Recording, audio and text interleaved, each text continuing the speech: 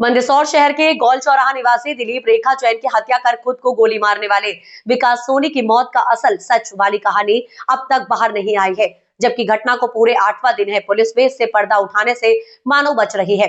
यही कारण है कि दोनों परिवार से पुलिस ने जो बातचीत की उसमें कहीं भी हत्या का मुख्य कारण समझ नहीं आ रहा है। दोनों परिवार के बीच संबंध थे, इससे इनकार नहीं किया जा सकता है, लेकिन ये संबंध कितने मधुर और किस सीमा तक थे, इसे लेकर भी न सिर्फ मंदसौर बल्कि राजस्थान के निम्बाहेड़ा में भी चर्चा है। यहीं से छनकर जो बात आई वो मृतक दिलीप और विकास के परिवार के बीच उन संबंधों तक भी जा रखी, जिसे सार्वजनिक करने से शायद दिलीप रेखा जैन दंपति का परिवार कुछ हिचकिचा रहा है। दिलीप रेखा जैन दंपति को मारने में जो निर्ममता बरती गई है, ये संबंध के अवैध होने की ओर भी इशारा करता है। अब तक की जांच में सोने का लेन देन सिर्फ 300 ग्राम होना सामने आया है, इसलिए लेन देन हत्याकांड की वजह हो ये जानकारों की गले नहीं उतरा है। गोल चौराहा स्थित घर में 3 खून से शनि लाशें मिलना छोटी घटना नहीं है। आमजन अब तक सहमा हुआ है। यही कारण है कि पुलिस अधिकारी अब विकास के परिजनों की कॉल डिटेल निकलवाएगी। पुलिस इस मामले में हत्याकांड को अंजाम देने वाले विकास सोनी के परिवार के लोगों की मोबाइल की CTR भी निकलवा रही है। इसके पीछे बड़ा कारण यह भी हो सकता है कि मृतक विकास की मां ने कहा कि 20 साल से संबंध थे और मृतक दिलीप के परिवार ने इसे नकारा है। अब कौन कितना कितना सच बोल रहा है, ये तो कॉल डिटेल में किसने एक दिन में कब कब और कितनी कितनी देर किस किस से बात की है, इससे ही साफ हो जाएगा। इस मामले में पुलिस ने हत्याकांड की वजह जानने के लिए मृतकों के मोबाइल की CTR मांगी थी, वो मिल गई है। इसका अधिकारी बारीकी से अध्ययन कर रहे हैं। इसके उजागर होने से चौंकाने वाले खुलासे होने की उम्मीद है।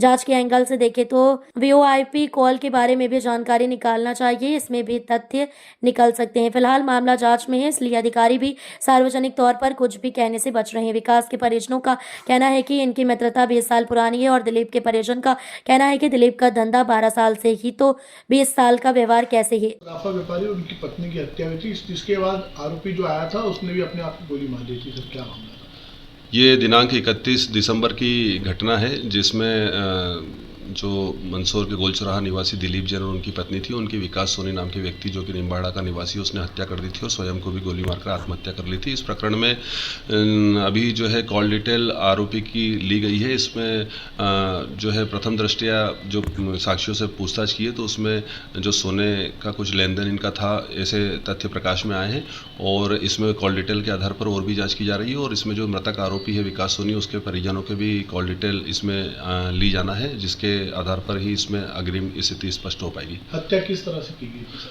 इसमें जो CCTV फुटेज है उसके आधार पर ये कहा जा सकता है कि इसमें हत्या करने के लिए आरोपी मृतक विकास सोनी के द्वारा चाकू का प्रयोग किया गया था और फिर स्वयं आत्महत्या जो है उसने गोली मारकर कर ली। Thank you sir. मंदसौर गोल चौराहा क्षेत्र में सराफा व्यापारी और उनकी पत्नी की हत्या, एक आरोपी ने भी गोली मारकर हत्या की गई थी। मामला क्या गया? मामला 5-6 दिन पुराना है।